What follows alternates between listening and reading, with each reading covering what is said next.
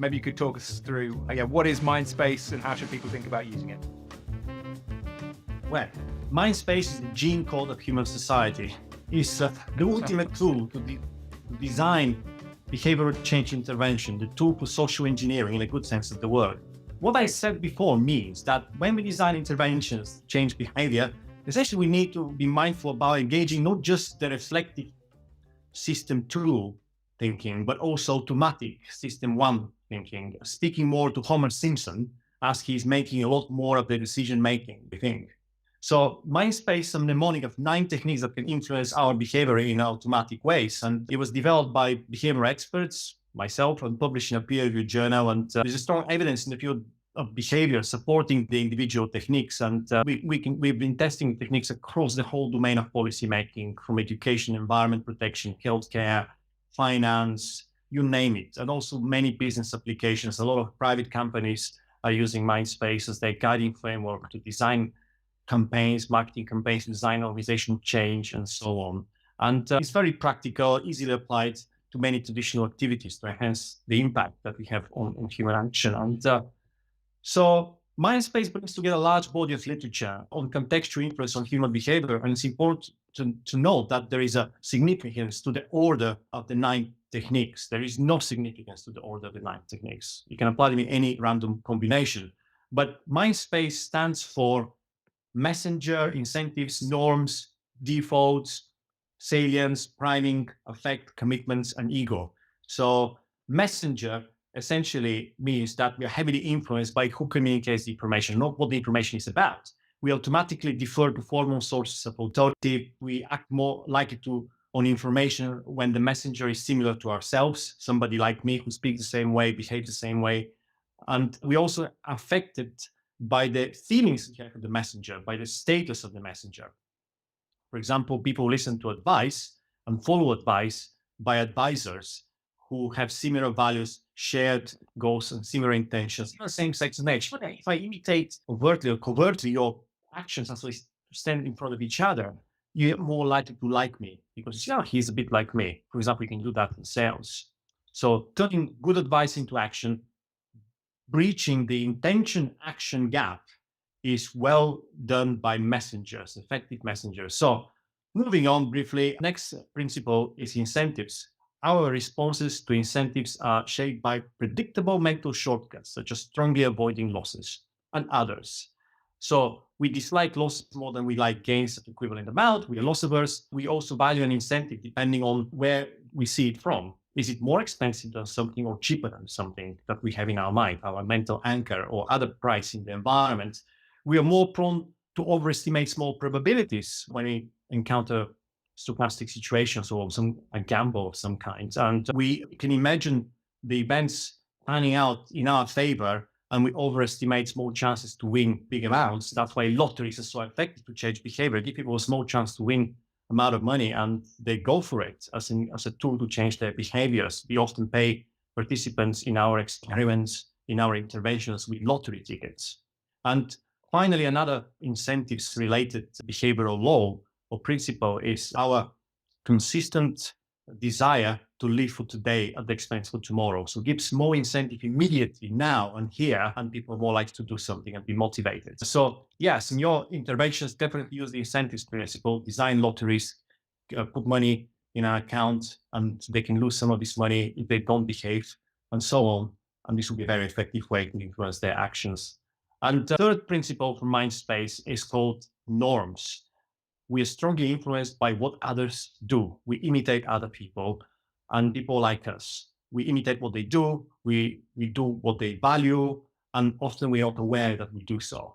So telling people what the social norm is, what the majority of people like us are doing is very likely to influence our actions. And we've shown that left, right, and center in many situations, telling people that majority of others have paid their debt already makes huge difference to the motivation of the debtors to repay their debt very quickly. And this is my claim to fame. I was using this work with HMRC in UK, one of the biggest policy trials ever in the history of behavioral insights, making people pay their tax on time.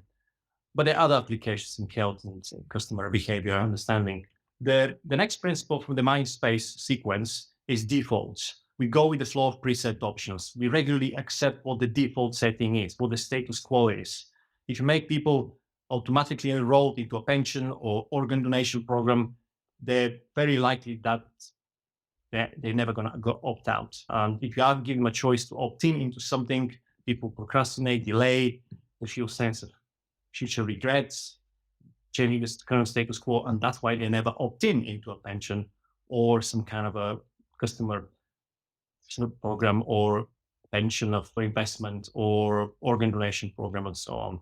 Ivo, can I So, ask what's actually happening there with the default? It always strikes me that the results on default just seem so extreme. But what are people just making the assumption that this is the best course of action, or somebody else has thought about this being the best course of action? What do you think is actually at play there?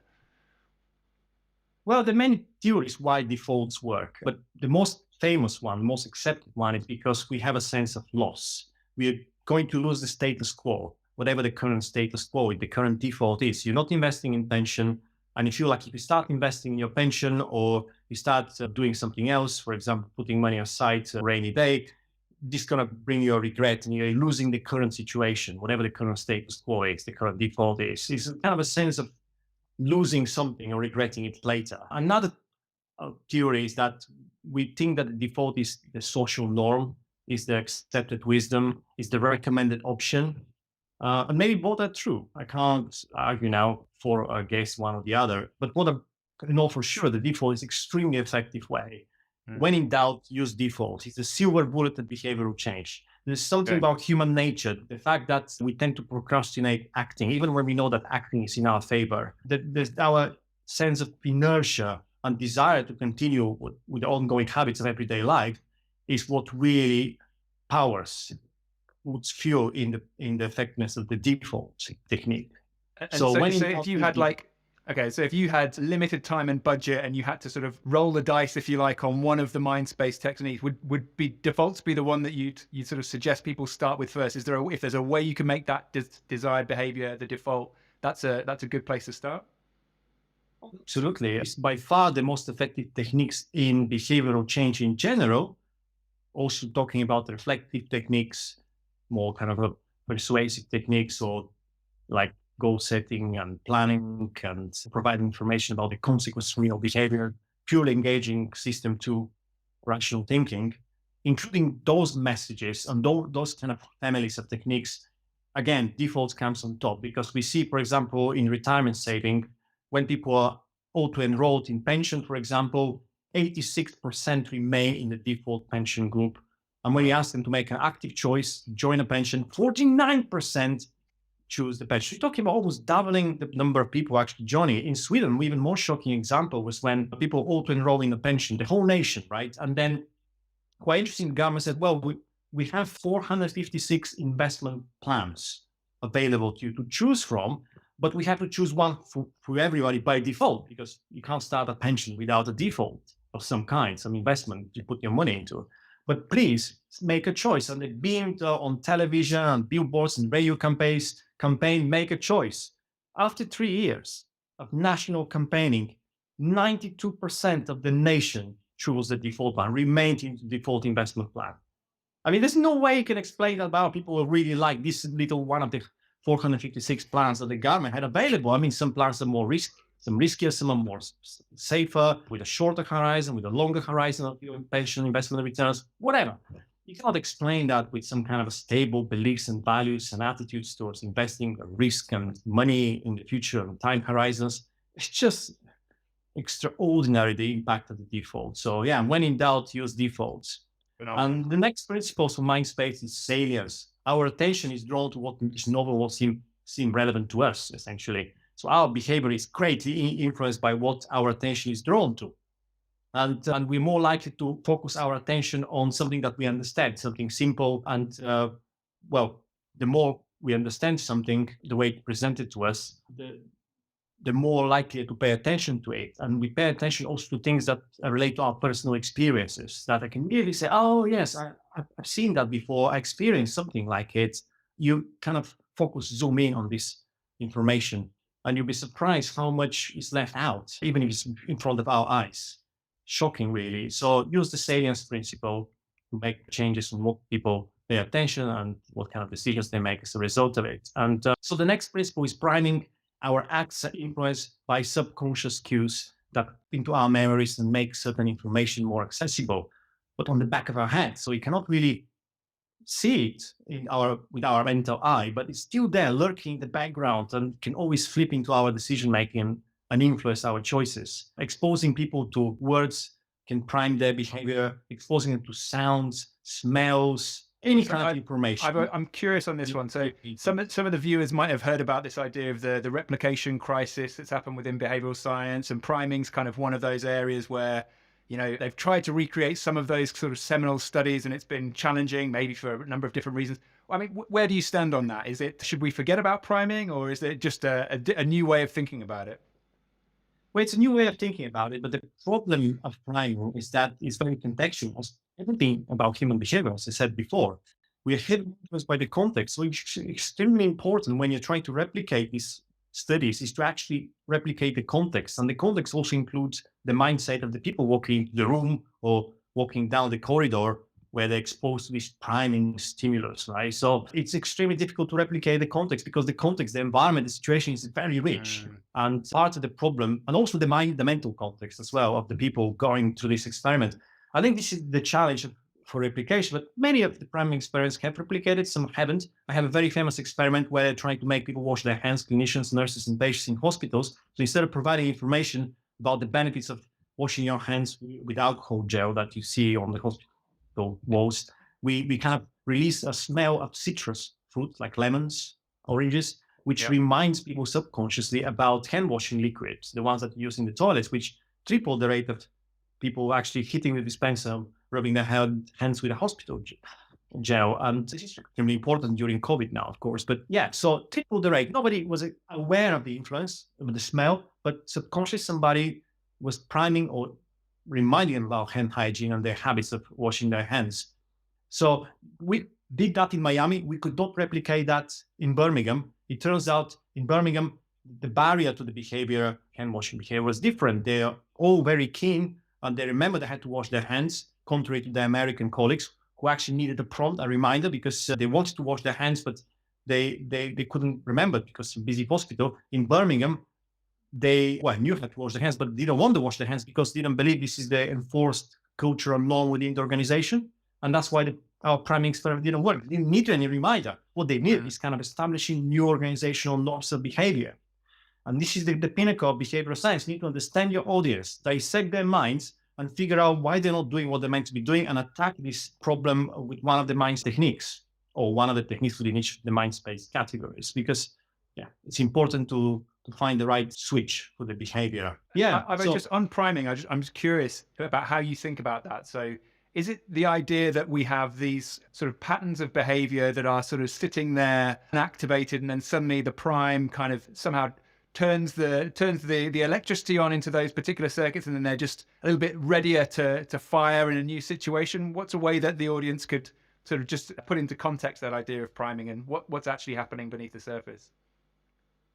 It's one of these things you just said. It's mental habits, also motor habits. They're sitting there and you're priming them, making them a bit more active in a neural language. So when you're looking for information to decide what you want to do, this information is readily available and tends to influence your decision. And if it's a pattern of behavior or motor command, is the first one that comes to your hands, at your disposal. And the mental habits, the motor habits, they're just ideas or concepts. Everything that stays in your memory could be slightly more active, enters your decision-making, your working memory is a technical language. Essentially, it enters your mind as you're making your mind up what you want to do or what you should do. And whatever this information is going to be there. It's going to be impacting what you think and what you do. And this information could come in many shapes and forms, such as motor commands, like mental habits, some memories from childhood, the fact that you're a loser, maybe the fact that you always tend to like